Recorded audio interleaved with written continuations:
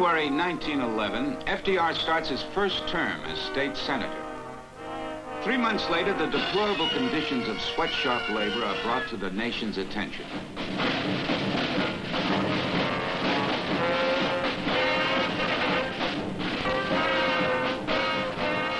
"148 persons, mainly women and children, are burned to as a fire sweeps through the city."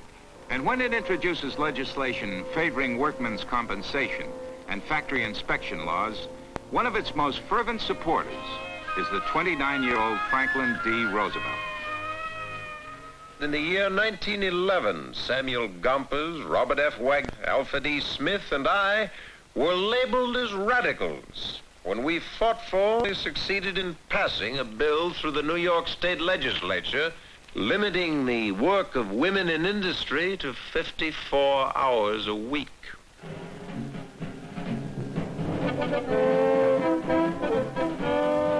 As the 1920s, the federal government continues to give labor scant recognition.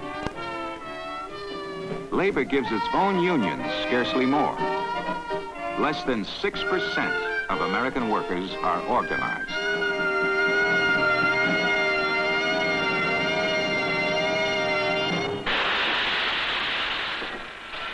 Over the years, FDR's convictions grow stronger that workers have rights which should be protected by law. In 1928, he becomes governor of New York.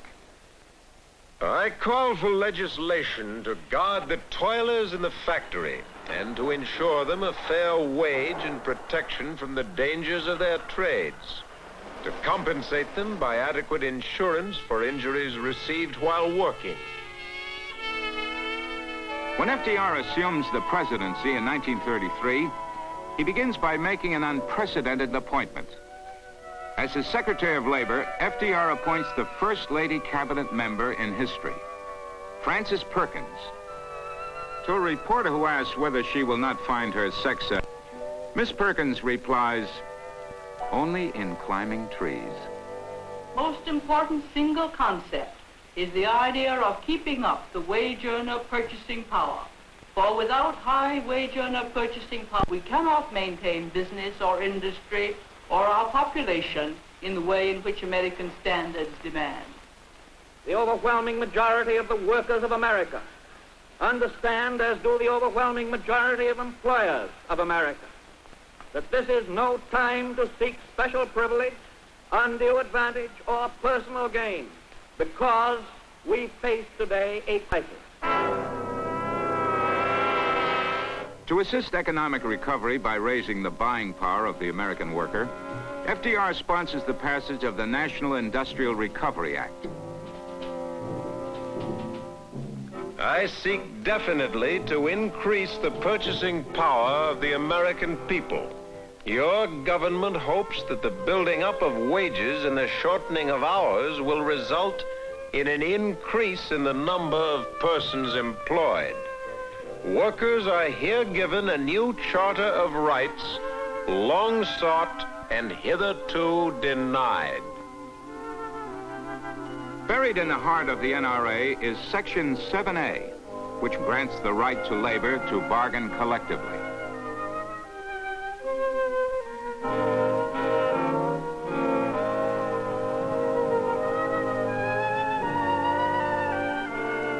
Section 7A says that workers can choose representatives. Now, if they want to choose the Ahkoond of Swat, they have a perfect right to do so. If they want to choose the Royal Geographic Society, they can do that. They have a free right to choose their representatives. The passage by Congress of the act arouses a storm of controversy. Private diehards. Roosevelt is a traitor to his class. He has never met a payroll in his life. He has no right to hold any opinion about labor. He doesn't know anything about it. It didn't surprise him to find that there were things that he didn't know anything about. He'd never been inside a tenement until I took him. He never had the feeling of superiority that I think people expected of someone with his economic and social background. As the days roll by, it becomes increasingly clear that 7A is too vague. The rights of labor are not always recognized by industry. Labor becomes more impatient. Fellow workers, we want peace and prosperity in this country here. That's what we're fighting for, and that's what we're going to have.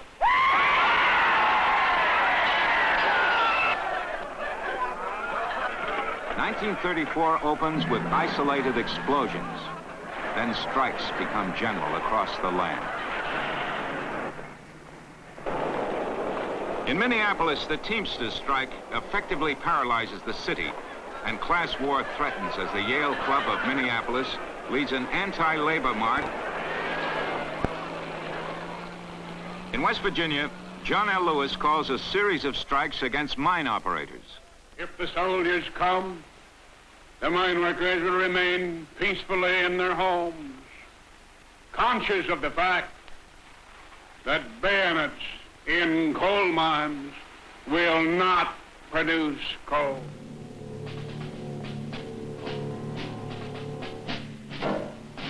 Our industrial recovery has been to some extent retarded by strikes. I would not minimize the inevitable losses to employers and employees and to the general public through such conflicts.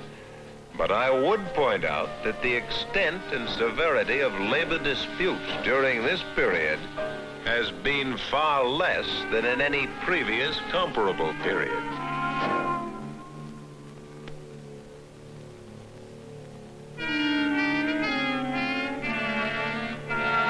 In Georgia, Governor Talmadge sets up concentration camps for strikers.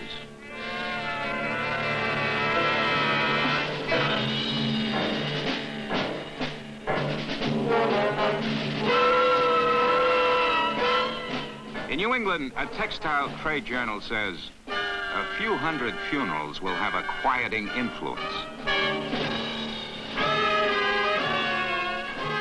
San Francisco is virtually immobilized when the longshoremen under Harry Bridges strike. Says Bridges, we workers have nothing in common with the employers. We're in a class struggle.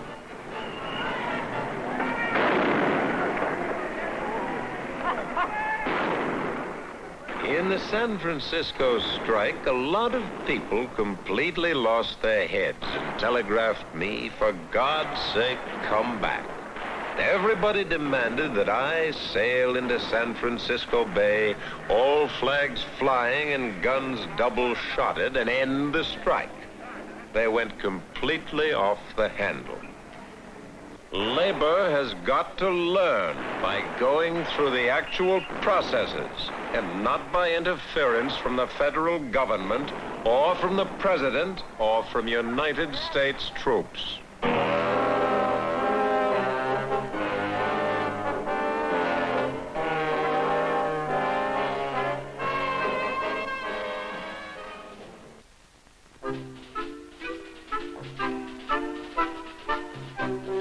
The best customer of American industry is the well-paid worker. Our aim must be to achieve and maintain a national economy whose factors are so finely balanced that the worker is always sure of a job which will guarantee a living wage. The wage earners of America will not ask for more. They will not be satisfied with less. The NRA simply isn't strong enough to enforce the rights of labor. And the Senate passes a bill introduced by Senator Robert F. Wagner of New York City on February 21st, 1935. On July 5th, it becomes a law. Officially called the National Labor Relations Bill, it provides supervised union elections in industrial plants. It creates a judicial board to weigh disputes between labor and management. The National Labor Relations Act is now the law of the land. We shall see the dawn of a new era of peace and justice for all in our economic life. Says the Oklahoma Manufacturers Association, the NLRB will out-Stalin Stalin, out-Soviet the Russian Soviets. Says the Communist Daily Worker, it will be a weapon to destroy the power of the workers. A better relationship between labor and management is the high purpose of this act. By assuring the employees the right of collective bargaining, it fosters the development of the employment contract on a sound and equitable basis. It seeks for every worker within its scope that freedom of choice and action which is justly his. In the summer of 1935, American labor unions disagree as to whether they should organize by crafts or by entire industries. John L. Lewis, head of the United Mine Workers, David Dubinsky, president of the International Ladies Garment Workers Union, and Sidney Hillman of the Amalgamated Clothing Workers break with the American Federation of Labor. They form the CIO.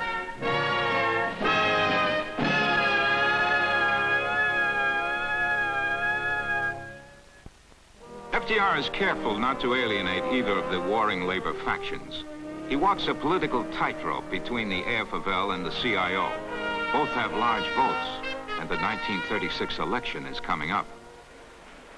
We earnestly hope that the distinguished representatives of the American Federation of Labor will give intelligent analysis to our proposals rather than to continuously attack our motives. Anticipating a Democratic victory and a favored place for the CIO, John L. Lewis offers Roosevelt a campaign contribution of $250,000. Replies the politically astute FDR, "No, John, I don't want your check, much as I appreciate it. Just keep it. And I'll call on you if and when any small need arises." In 1935, FDR turns his attention to the broader aspects of social welfare. This Social Security measure gives at least some protection to 30 million of our citizens who will reap direct benefits through unemployment compensation, through old age pensions, and through increased services for the protection of children and the prevention of ill health. FDR's Social Security Act, overwhelmingly passed by Congress in the summer of 1935, provides unemployment and old age pensions as well as child-rearing benefits.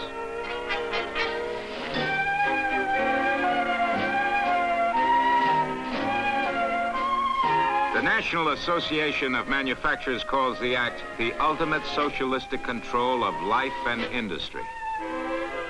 If, as our Constitution tells us, our federal government was established, among other things, to promote the general welfare, it is our plain duty to provide for that security upon which welfare depends.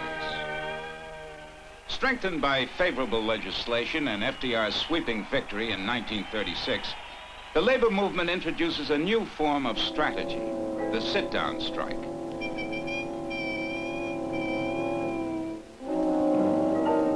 Workers occupy plants, refuse to move until a settlement is reached. Labor was having its labor pains. It was just beginning to find its power under the new impetus of favorable legislation and the sympathetic government. It had not quite grown up to such power. Industrial plants build up arsenals of gas bombs, machine guns, and rifles.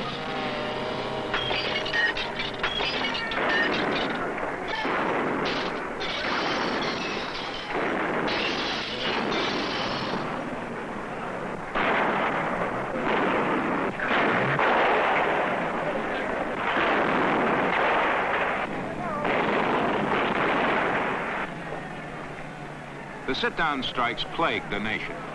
In Michigan alone, there are 51 strikes in 1 month.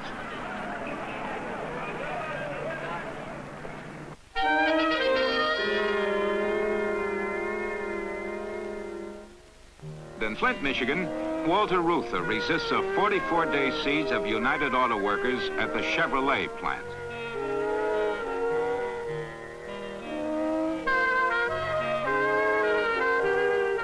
Sit-down strikes are unpopular. Strikers will finally realize that labor cannot get very far if it makes itself unpopular with the bulk of the population in this country.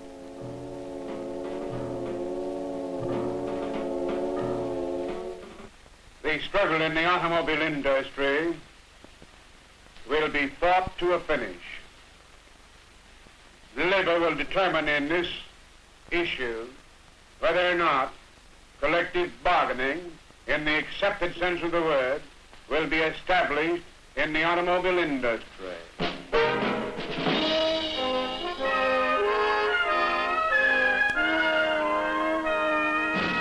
Walter Reuther and the United Auto Workers gain recognition by the automotive industry.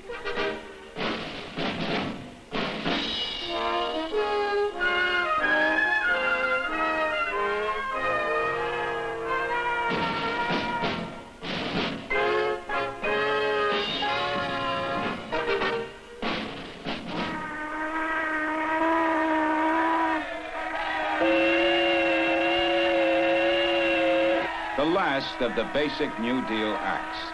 The Wages and Hours Act of 1938 establishes minimum wages. It abolishes lockouts. It ends child labor for all time. The age-long curse of child labor has been lifted. The sweatshop outlawed, and millions of wage earners released from starvation wages and excessive hours of labor. The pattern of a new order of industrial relations is definitely taking shape. The Hyde Park squire has traveled far since his first visit to a tenement brought the awakening of his social conscience.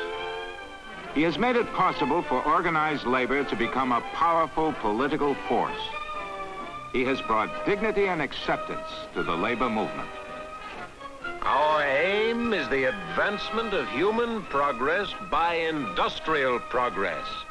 Ours is the duty to work for that happy consummation when bitterness and distrust shall be replaced by mutual respect.